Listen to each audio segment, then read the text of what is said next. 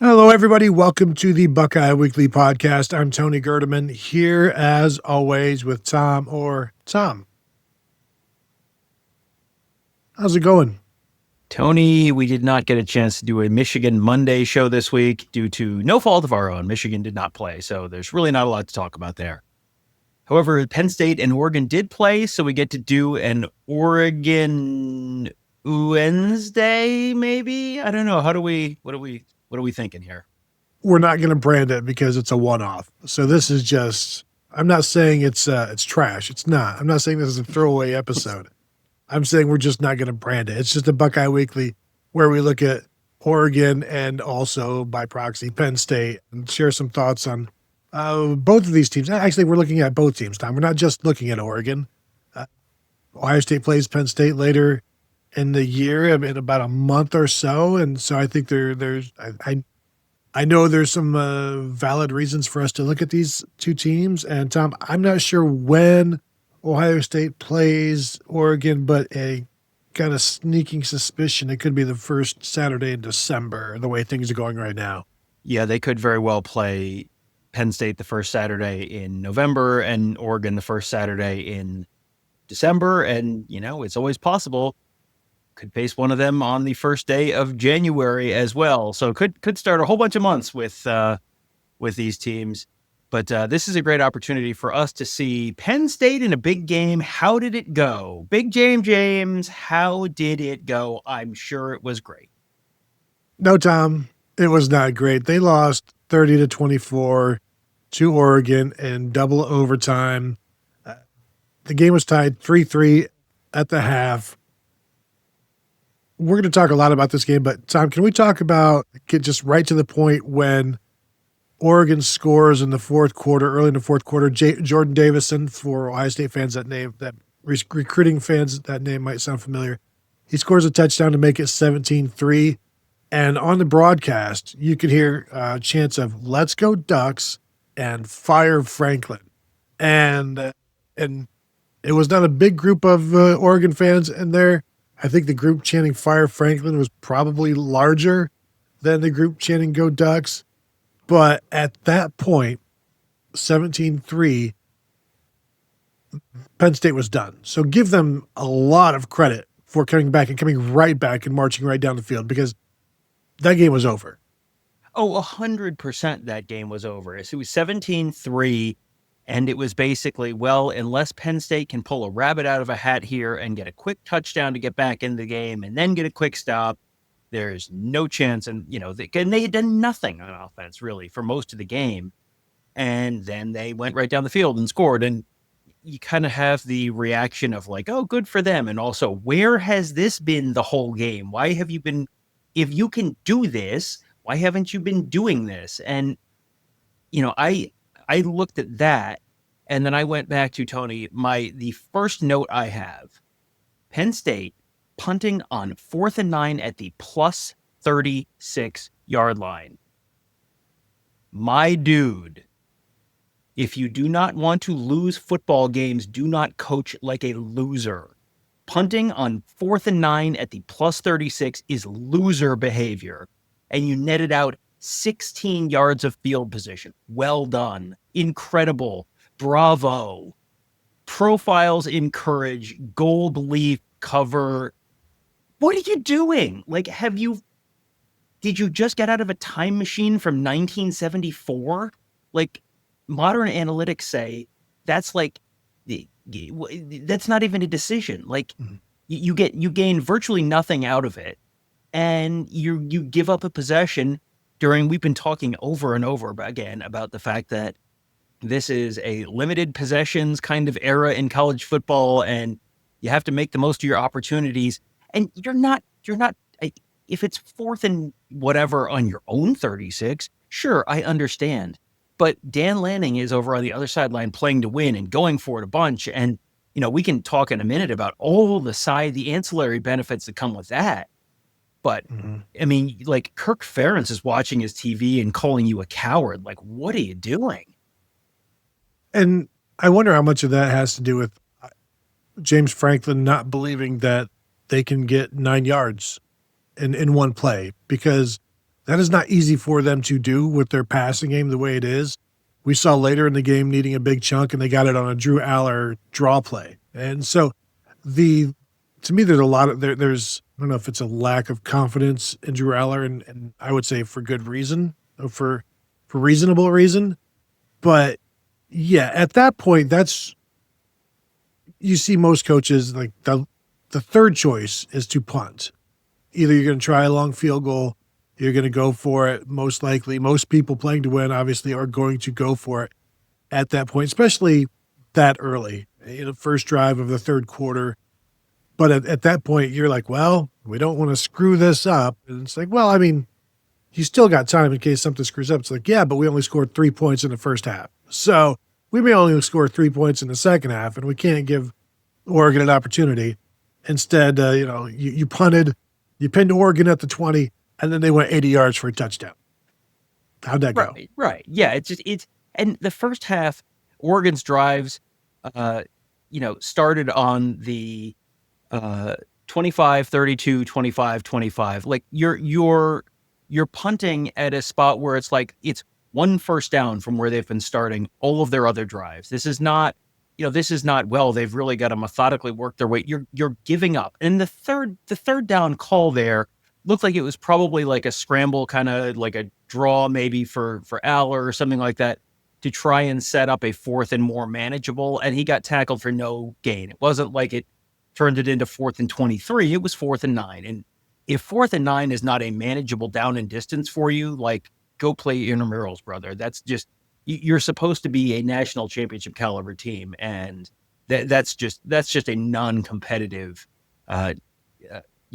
approach there, where 9 plays, 39 yards, 5:49 off the clock. And it's like, well, listen, all we got to do is kill the clock and we can win this game 3-3.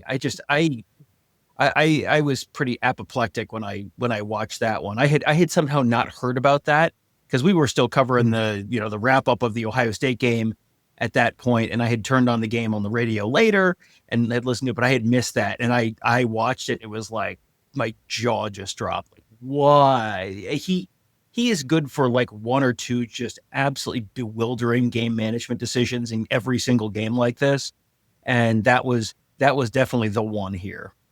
Yeah, and then Penn State only had 2 drives of over 40 yards. And that was the drive immediately after Penn State goes down 17-3. They answer back with a 4-play, 75-yard touchdown drive right down the field, 1 minute 55. Then the next drive to tie it, 15 plays, 62 yards, 6 minutes and 37 seconds to get it all the way down, and a really good drive.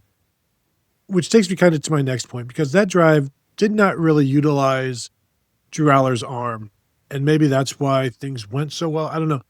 He was, again, very unimpressive, waiting to be blown away by him. And Tom, we've also watched Minnesota play, and I was much more impressed with Drake Lindsey, their redshirt freshman quarterback. And just, that's the first time I've ever seen him play. And I saw more to like there, and we'll talk about that in another episode. But Drew Allar in this one, 14 for 25 with an interception for 137 yards and 2 touchdowns. Like, that's, sacked twice, long of 35. People, they got new receivers. They don't have Tyler Warren anymore, their tight end.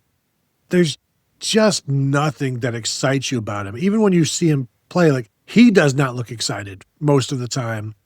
And there's just nothing that strikes fear in you about him. And I think, other than his legs, credit that, because he's running the ball well. He did that against Ohio State last year. You have to pay attention to that aspect of him. But to me, he's a guy like, yeah, go ahead and beat us with your arm if you can, because I don't think you can do it consistently throughout the course of a game. Yeah, I kept watching him and thinking he's a better runner than you think and a worse passer than you think. And you're right about his demeanor on the field or his expression on the field. Like, you kind of see different kinds of quarterbacks, and you'll have the, really yelly kind of quarterbacks that are, the likable yelly kind of and fiery, and then the jerky kind of quarterbacks that, get in arguments on the sidelines. You see all sorts of different guys.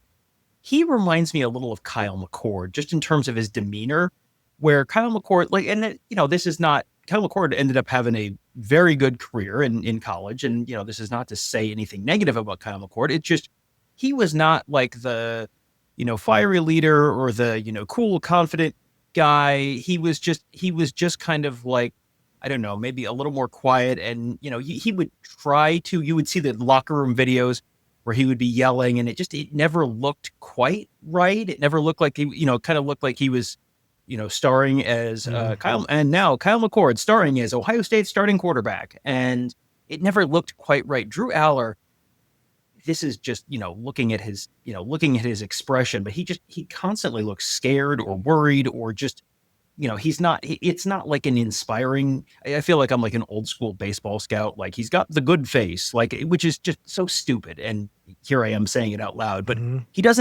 his expression does not make you feel like, oh yeah, this dude's got this. Like, it is not, it never is that kind of look.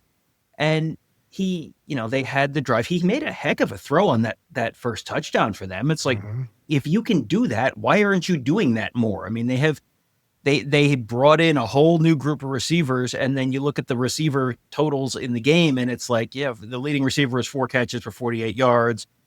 Trevor Pena, who they brought in from Penn State, or from Syracuse, speaking of Kyle McCord, 2 catches, 16 yards. He had more rushes and more yards on the ground than he did through the air. Three rushes, 22 yards. So, at some point, maybe it's not the receivers, is I think maybe what I'm kind of thinking there. Yeah, and Andy Kotelnicki, their offensive coordinator, I don't know if this is an actual saying, but he's like too cute by half type of thing, where you're trying so many different things just that don't do anything. It's like the Indiana Jones, where I think it's the Raiders of the Lost Ark, or maybe it's Temple of Doom. I get them confused sometimes. But, he comes up against this guy with a sword, and he's doing all of these things with the sword, and then, Indiana Jones just pulls out his pistol and shoots him. That's kind of what Oregon's defense, they were Indiana Jones in this one. Andy Kotelnicki's doing all of these things, and he's got all these guys moving around, and then, they just pull out the pistol, and the defense goes from there. And when you talk about Drew Allar, then on the other side, Dante Moore, Oregon quarterback. This is, I think, we saw him against Oregon State, I believe, as well, recently. I didn't actually know it. That was Washington State, Oregon State. Mm-hmm. I haven't seen any Oregon State, Tom. I don't know what I'm talking about. I don't think I've seen any Dante Moore this year. Saw him obviously a little bit at UCLA. Did not get to see him much last year. Really impressive with him. Now, he was 29 of 39 for 248 yards, 3 touchdowns, but there were times where he was inaccurate, so it's not pinpoint just yet. But when you talk about demeanor, he's a playmaker. He's stone-faced. Like, he made the plays at the end of the game to get this win. Never looked concerned, never looked like it was too much for him. Whereas for Drew Allar, so often it looks like it's too much for him. Yeah, and all you have to do is look at the completion percentage in terms of the two quarterbacks. And Dante Moore, 74%, Drew Allar, 56%. And Dante Moore is the one on the road facing the incredibly loud, hostile crowd. And it just was kind of, okay, fine, no problem, right down the field. He had 10 carries, 35 yards. So he basically ran, Drew Allar, it felt like, wow, he had a really impressive game running. Dante Moore basically matched him, and then threw for almost twice as many yards, more touchdowns, 1 fewer pick. He very clearly won the game in terms of the quarterback position. And, Oregon's offense was pretty consistent throughout the game. They didn't have the just complete disappearing act that Penn State did. Penn State had, as you mentioned, 2 drives longer than 39 yards. Oregon had 4. And 9 plays, 46 yards for a missed field goal, 10 plays, 51 yards for a field goal, 2 touchdown drives of 10 plays, 80, 10 plays, 75, and then scored twice in overtime as well, which are obviously 25-yard drives. But they were just able to sustain drives so much more. And a lot of that was just, you don't need to make the pinpoint drop it in the basket, CJ Stroud to Jackson Smith-Njigba in the Rose Bowl kind of throws where it's like, how on earth did he do that? You just need to make the routine throws. Drew Allar's throwing it behind guys. He's got guys running open over the middle, and he's throwing it behind him and missing them. And there was a drive. I think it was right before halftime. Penn State's got the ball at midfield. He's got a tight end who is open. He throws it behind him. Then an incomplete pass on second down, incomplete pass on third down. Just an absolute golden opportunity to retake the lead, and he's just throwing the ball behind the receivers, and that was it. And Penn State's receiving core is fine. Like this is a year where I look at Penn State's receivers and go, I don't think it's the receivers this year. I'm not buying that anymore. And Oregon's receivers are okay. They're good, but they're not. This is not the 2019 LSU receiver core or any of the recent Ohio State vintage receiver cores. They get DeCorian Moore, who's a true freshman who is fantastic. And they get Gary Bryant Jr., who's okay. And you get Kenyon Sadiq, who's very, very impressive as a tight end. But this is not, John Taylor and Jerry Rice or anything like that. They're fine, but Dante Moore is making the throws to put them in a position to make the plays. And that is, he's got a long ways, he's got a ways to go still. And I think he's probably closer to Julian Sayin than he is to Drew Allar at this point, where Julian Sayin also has, a little bit of ways to go as a first-year starter.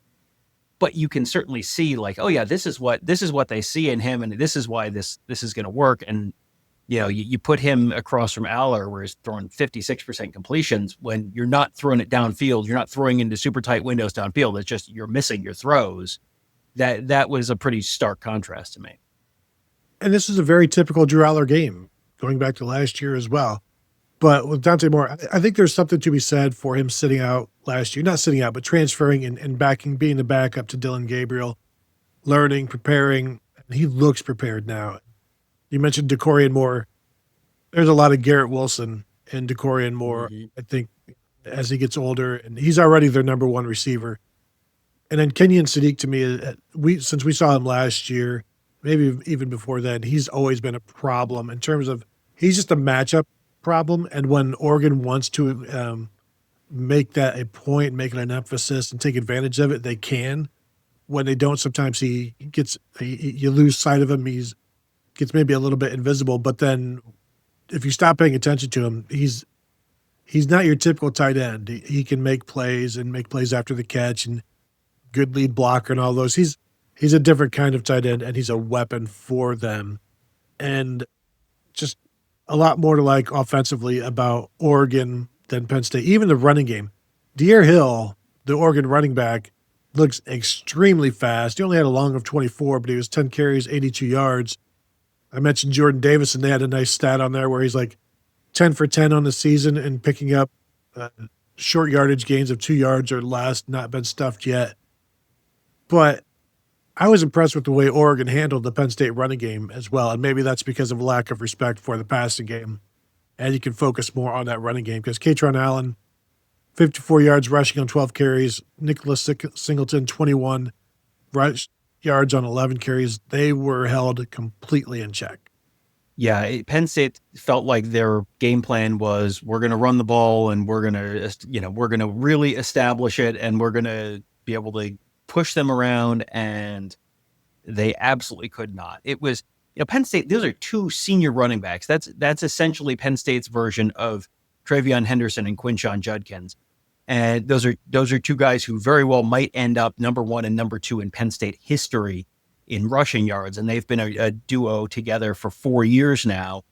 And this is the game where, last year it's, Travion Henderson and Quinshon Judkins, and everyone comes back and it's to win these big games and to do all this stuff. And then, this was the game, it's the whiteout, it's your last, it's senior game, senior, and you're gonna do it, and you're gonna win this game against a top 6 team because James Franklin is 4-20 or whatever it is against top 6 teams, and then just they can't do it. The Penn State offensive line was like fine. It wasn't, they didn't get dominated, but they also didn't assert their will at all. And I think Oregon's defense deserves a decent amount of credit for it.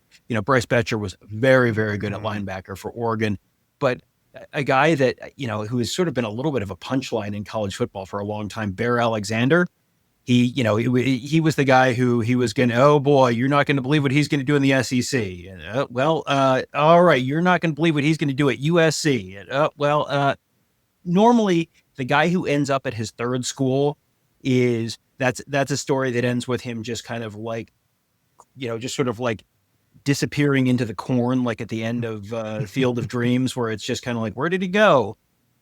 To have, Bear Alexander was impressive in the middle of that Oregon defensive line, but the defensive line in the whole was good. Mhm. Amori Washington was the other guy who I wanted to shout out. He had, just he had one play where it was like a big tackle for loss, like an 8-yard kind of tackle for loss. But the middle of that Oregon defensive line, they've replaced a lot of guys. And you need a lot of stuff to go right to have an offense where you have one returning starter. The center was the only returning starter on Oregon's offense.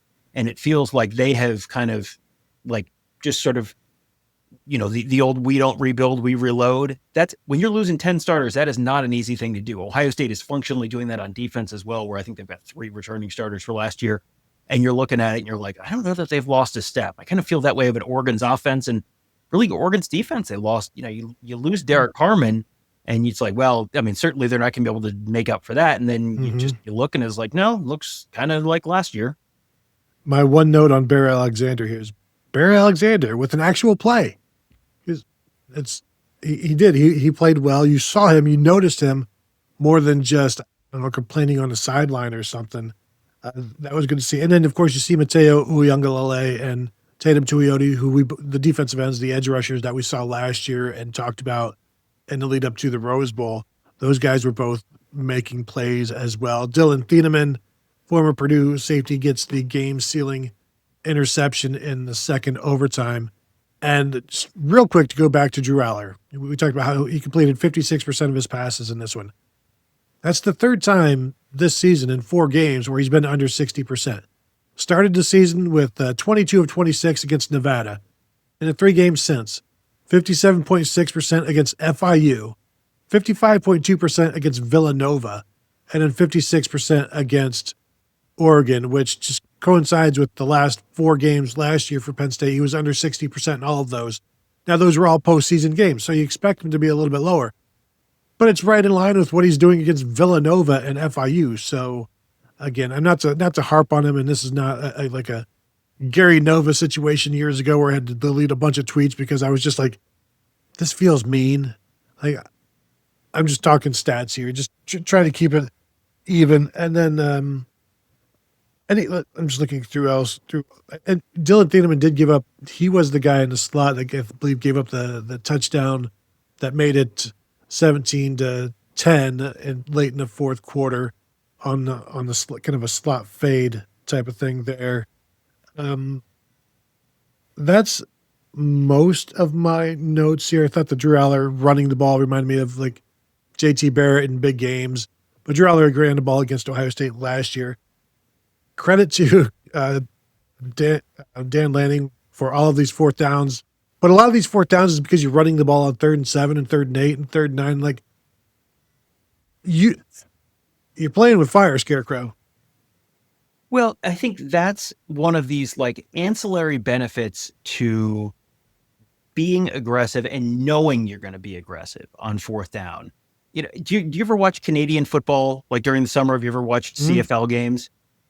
In the Canadian Football League, you get 3 downs and you watch 1st down and 2nd down, and then 3rd down, you have to punt. If you don't make your 1st down on your first, and you watch that and you're like, wow, this really changes the game and how you're calling plays to only have 2 downs before you have to punt as opposed to 3. Like, boy, that really changes your approach. Well, guess what? If you go in knowing if it's 4th and anything less than 4, we're going for it.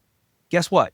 You got an extra play. So that completely changes how you can call your plays on 1st and 2nd and 3rd down. And if it's 3rd and 7, you don't need to get 7. You need to get 4, 5. And if the defense is going, well, we're going to stay at the sticks and we're not going to let you get a 1st down. Okay, we'll go make it 4th and 2 or 4th and 1.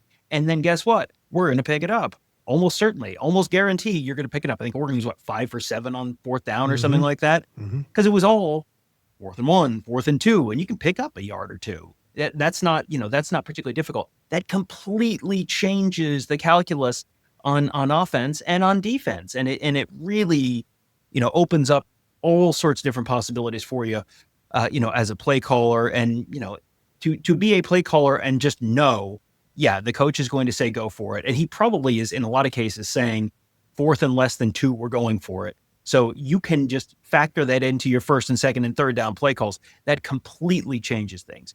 A couple negative things on Oregon's side.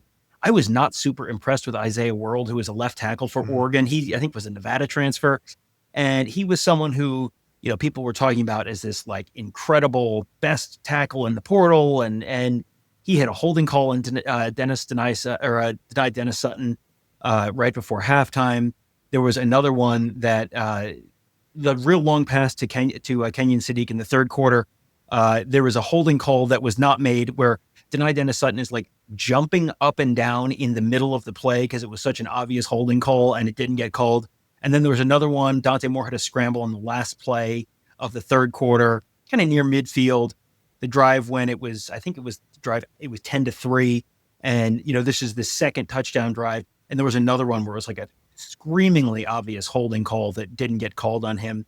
He was getting beat off the edge quite a bit. And, Dennis Sutton is a good defensive end, but Isaiah World is someone who looks like he can get got by the right edge rusher. So that's probably something that you don't love to see out of your left tackle. But that's sort of something to monitor. The other thing, Oregon's special teams were not outstanding. Atticus Sappington, who's their place kicker and also a Revolutionary War reenactor. Yes. He missed a field goal in the early going. And they also, their first punt of the game, I don't know how far it was. It looked like it went about 10 yards. Like it was a punt that looked like they had like pulled one of the students out of the student section to like, oh, if you can punt this football 20 yards, oh, you win free rent for a month. And like, oh, good try. Well, here's $20 and don't spend it on beer. Like it was like that kind of punt. So, it's not great. And when you're looking at teams that are at the top level of the sport, a lot of times it's the weak link that will kind of get you when you're facing talent equated kind of teams. And, this was certainly a talent equated kind of game. Oregon, the narrative around this game, if Penn State had won that game, and they weren't too far from winning that game. Oregon fumbled the ball in the bottom half of the first overtime. And if Penn State jumps on that ball, the narrative around this is Dan Lanning, choker Dan Lanning, big game Dan, blows a 17-3 lead, gives up 21 unanswered. I mean, it was not far from that being the narrative around this game. And so, neither of these teams looked unbeatable by any means, but looking around the country, I don't think I see anyone that I think like, oh yeah, this team is this year's juggernaut. But Oregon I look at and I think that game changed my mind a little bit in terms of the likelihood of Oregon being able to win the national championship this year. Penn State, like, if this is the year for Penn State, I don't know that this is the year for Penn State. But Oregon, neither team had played anyone of any consequence before this game. And it was a close game at the end. But, Oregon to win on the road like that was pretty impressive. It was. And if Penn State pulls this out, I'm still not sure I'm looking at this Penn State team going, oh, I see them as national title possibilities. This looks like the Penn State team we've seen for years on years on years. And just because they brought a bunch of people back, they still look the same to me. Nothing I saw changes that. Real quick on the 4th downs, I think they attempted, like, there's only like 3 or 4 drives for Oregon where they didn't have a 4th down attempt. Like in the first quarter, I think each drive they had a 4th down attempt. So yeah, if that's the mentality you're going to go with, you're going to find out that you're going to get more plays. I think they had like 78 plays to Penn State's 60, and they needed all of them. So there you go. Anything else from this one, Tom, that you wanted to touch on? I think we covered everything. I'm just scrolling through my notes real quick. Yes, I have some all caps in my notes on the Penn State punt on 4th and 9, but that's I think the big stuff. And I I think I said this on a Buckeye Weekly show as we were sort of like talking about this a little bit indirectly. What is the over-under on Ohio State versus these two team games this season? Only one is on the schedule, Penn State in the regular season. I think the over-under to me is 2.5, that Ohio State plays Oregon and Penn State 2.5 times this year. What are you going with there? Well, I think that's the only one where you have to think about it. Because if it's 1.5, boom, I'll take the over on that one. More things have to happen clearly to take the over. So I would probably go under because you're asking, well, no, I'll go over. Because maybe Penn State gets hot and they can, win a game in the playoffs or whatever it takes. And Oregon, I don't have a problem with them being number 2 right now, frankly. I frankly wouldn't have a problem with them being number 1. I mean, if, Ohio State has been solid. Ohio State has a good win over Texas. The win over Washington on the road, that's a good win. But I don't think Ohio State's been so dominant that it's like, well, obviously they have to be number 1. I think you could make a case for Miami. You could make a case for Oregon right now. So, yeah, I think if Ohio State goes to Indianapolis, they're probably facing one of these teams. Maybe it's Indiana, we'll see. But if Ohio State gets to Indianapolis, you're probably facing one of these teams. And then if Ohio State gets to the semifinals, the national championship game, or the college football playoff, you're probably facing one of these teams at some point in the quarters or in the semis as well. Because it just feels like Ohio State, Oregon, Penn State, those are probably 3 teams that are in the top 8 or so of the college football playoff rankings entering the CFP. So you figure odds are you're going to bump into, these teams are going to bump into each other somewhere along the line in that CFP as well. Indiana has to play both at Oregon and Penn State. So if they make the playoffs this year, you'd assume they'd earned it. And then the next time we see Oregon, they will be hosting Indiana, which is going to be a fascinating game for all of us to watch. So that will do it for us. If you want to hit the thumbs up, if you're watching on YouTube, we would appreciate it. 5-star rating and review on all of your podcast platforms of choice is always welcome. And of course, you can find us at BuckeyeHuddle.com. Sign up now. Say hello to us there on the Buckeye Huddle message board presented by Jeff Ruby's Columbus. So thank you all for tuning in, and we'll talk to you all later.